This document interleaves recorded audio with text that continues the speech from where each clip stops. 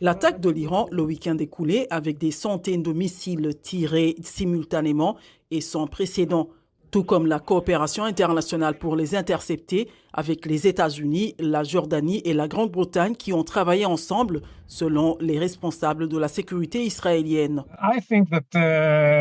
Je pense que nous ne pouvons pas laisser ce dossier ouvert sans représailles, mais le type de représailles sera mesuré dans le sens où Israël ne veut pas provoquer une guerre régionale. Les médias israéliens rapportent que deux anciens chefs d'état-major du cabinet de guerre, Benny Gantz et Gadi Eisenkot, voulaient riposter à l'Iran alors que l'attaque iranienne était en cours, mais le Premier ministre israélien Benjamin Netanyahou a refusé.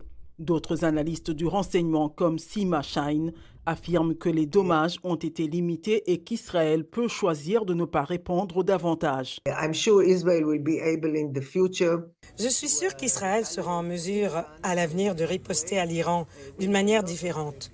Nous avons beaucoup de capacités et je pense que ce sera plus dévastateur pour les Iraniens si Israël réussit. Et Israël doit contribuer à cela pour que cela fonctionne. Pour changer l'architecture du Moyen-Orient de manière à ce que l'on comprenne que l'Iran est avec ses supplétifs, mais que tous les autres coopèrent en fait contre l'Iran et ses supplétifs. L'attaque de l'Iran a eu lieu alors qu'Israël est de plus en plus critiqué par la communauté internationale pour la crise humanitaire à Gaza, qui a laissé des centaines de milliers de Palestiniens en proie à la famine.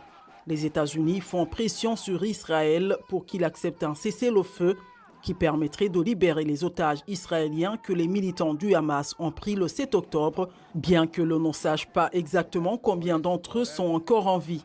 En Israël, on craint que des représailles contre l'Iran n'entraînent une pression encore plus forte sur Israël pour qu'il se retire de Gaza avant d'avoir atteint ses objectifs.